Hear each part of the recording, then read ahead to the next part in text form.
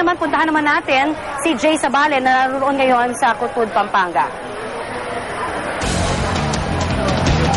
Connie, sa mga oras na ito ay nananatiling tahimik pa ang lugar ng Barangay San Pedro dito sa Cutud, San Fernando. Taon-taon ay dinarayo ito dahil sa tradisyonal na pagpapapako sa krus ng ilang deboto. Sa ngayon, tanging ang mga nagbabasa ng pasyon pa lamang ang maririnig. Pero mga bakal na gagamiting harang sa mga manonood, nasa lugar na rin kung saan isasagawa ang pagpapako. Isa si Mang Ruben Inahe, sa taon-taong nagpepenitensya rito sa Cutud. Ito na raw ang pang 27 taon niyang pagganap bilang Kristo at pagpapapako sa krus. Ayon kay Mang Ruben, wala namang espesyal na preparasyon siyang ginagawa. Mula noon, hindi na ako nagpreparasyon, hindi na ako nagfasting. Kung ano yung ordinaryong ginagawa ko sa araw, yun na lang ginagawa ko. So ito, hawak ko sa mga kamay ngayon. Ang garapon na naglalaman ng mga pako na ginagamit ni Mang Ruben. 15 years na nang ginagamit ito.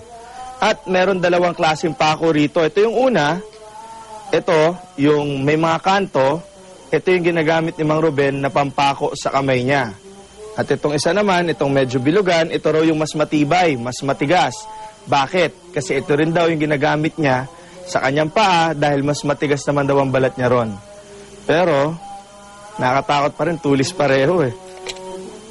Ayon kay Mang Ruben, nararamdaman niya ang kirot ng pagkakapako sa mga kamay at paa hanggang sa mga buwan ng Enero.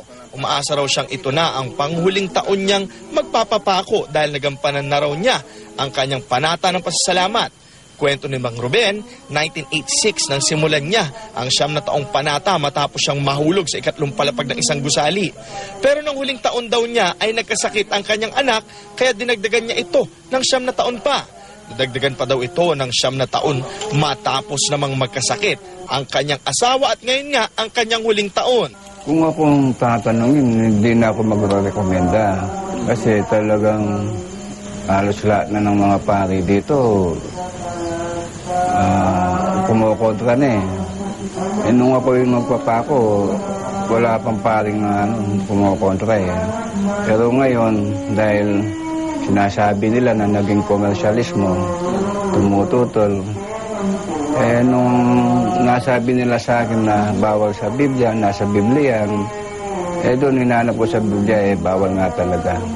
Sabi nila, nasa arayat. Apela nga ni Mang Ruben sa mga magpupunta rito at manonood sa pagpapapako, magsilbi daw ito nga alaala sa sakripisyong ginawa ni Jesus para sa ating lahat. Connie? Maraming salamat, Jay Sabale.